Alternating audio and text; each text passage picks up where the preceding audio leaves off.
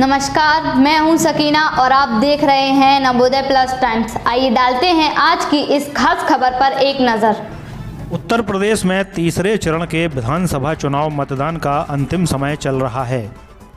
ऐसे में सत्ताधारी पार्टी पुनः सत्ता में वापस आने के लिए एड़ी चोटी का जोर लगा रही है। झांसी जनपद की बबीना विधानसभा जो सबसे चर्चित विधानसभा कहलाती है, यहाँ कब क्या हो जाए, किसके समीकरण सेट हो जाएं और किसके फेल हो जाएं, कुछ कहा नहीं जा सकता। आपको बताते चलें कि आज कस्बा बबीना के न्यू दशहरा ग्राउंड पर भारतीय जनता पार्टी के रिपीट किए गए प्रत्याशी राजीव सिंह पारीछा के समर्थन में उत्तर प्रदेश के मुख्यमंत्री योगी आदित्यनाथ स्वयं मतदाताओं से उनके पक्ष में वोट की अपील करने के लिए बबीना कस्बे में अपने हेलीकॉप्टर से उतरे।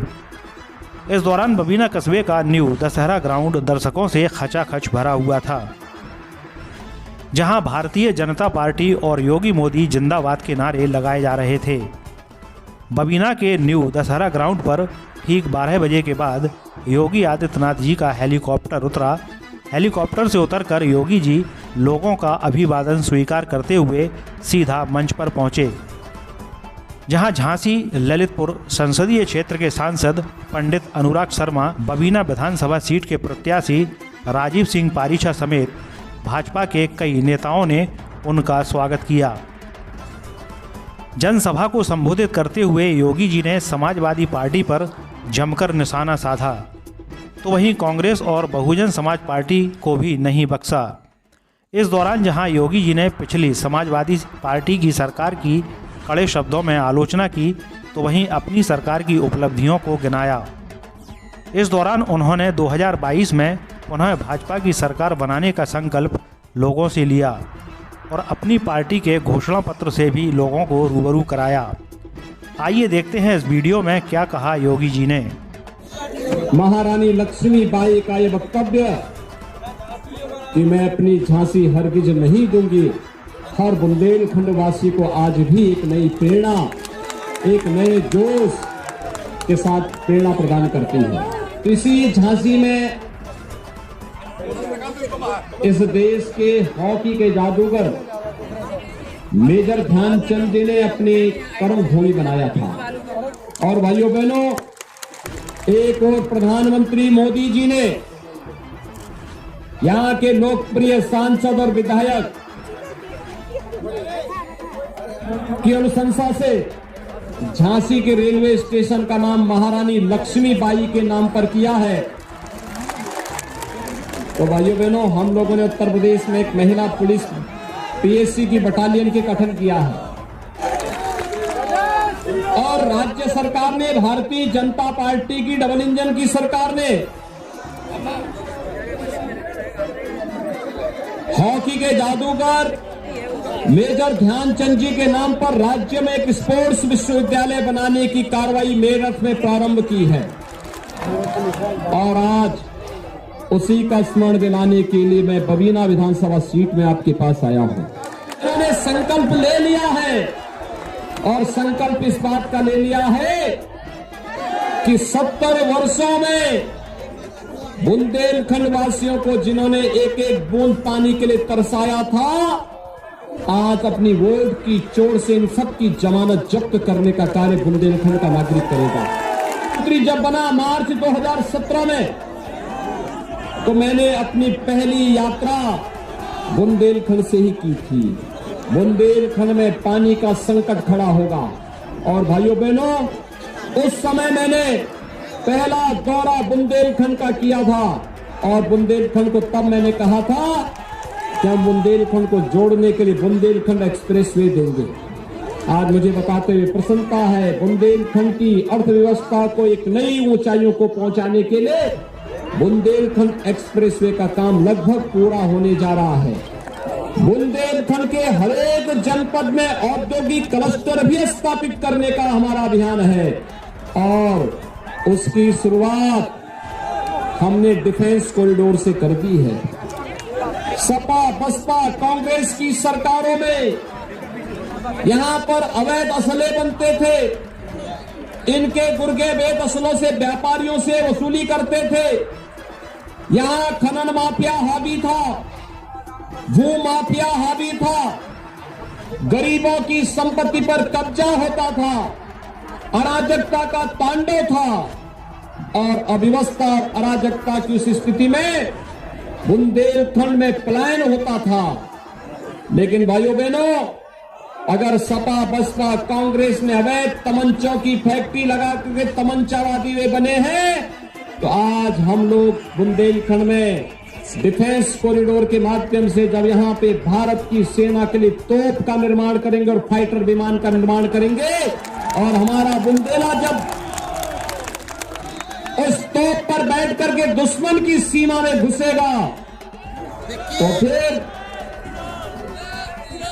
महारानी लक्ष्मीबाई का ये वाक्य कि मैं अपनी झांसी हरगिज नहीं दूंगी, एक बार फिर से स्मरण करता हुआ जब दुश्मन की छाती को देखते हुए दुश्मन की सीमाओं में घुसेगा तो हमारा बुंदेलखंड का नौजवान इस बात को जरूर कहेगा कि मैं अपने दुश्मनों को छोड़ूंगा भी नहीं।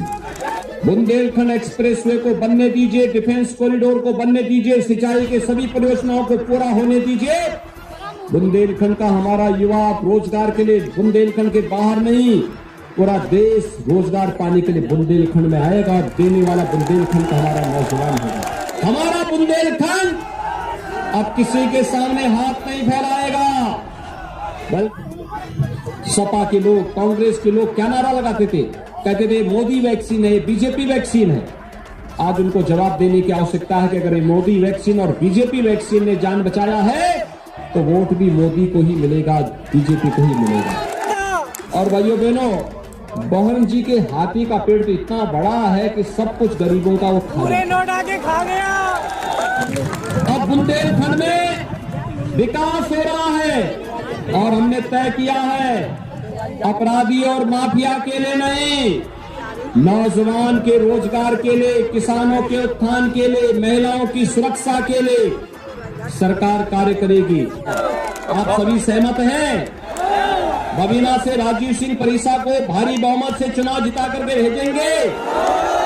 20 फरवरी को चुनाव होंगे, पहला काम क्या करेंगे? वोट डालेंगे। मतदान पहला काम, फिर जलपान पहला काम मतदान, फिर जलपान पहला काम मतदान। सभी लोग सहमत हैं? मेरे साथ सहमत हैं? राजीव सिंह परीक्षा को भारी बहुमत से विजयी बना के भेजेंगे। भारतीय जनता पार्टी का जो संकल्प है कि फिर एक बार 300 पार के लक्ष्य को प्राप्त करने में आप लोग सहयोग करेंगे। सभी लोग, जो लोग वहां बैठे हुए सीढ़ियों पर, ये लोग भी बताएं मुझे, सभी लोग सहमत हैं? यहां वहां सभी लोग एक साथ मेरे साथ बोलेंगे, भारत माता की, भारत माता की, भारत। जब हेलीकॉप्टर से उतरने के बाद योगी जी का आगमन मंच पर हो रहा था और लोग योगी मोदी जिंदाबाद के नारे लगा रहे थे, ऐसे में एक विधवा पीड़ित औरत योगी जी से मिलकर अपनी समस्या बताने के लिए बेताब थी।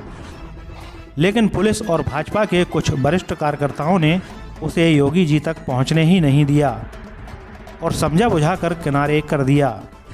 जी हाँ, हम यहाँ बात कर रहे हैं बबीना की, उस पीड़ित महिला की जिसके पति उमेश सैन मोहल्ला निवासी ने अभी हाल ही में सूदखोर से तंग आकर आत्महत्या जैसी घटना को अंजाम दिया है और उसे योगी जी की सरकार में न्याय नहीं मिला है।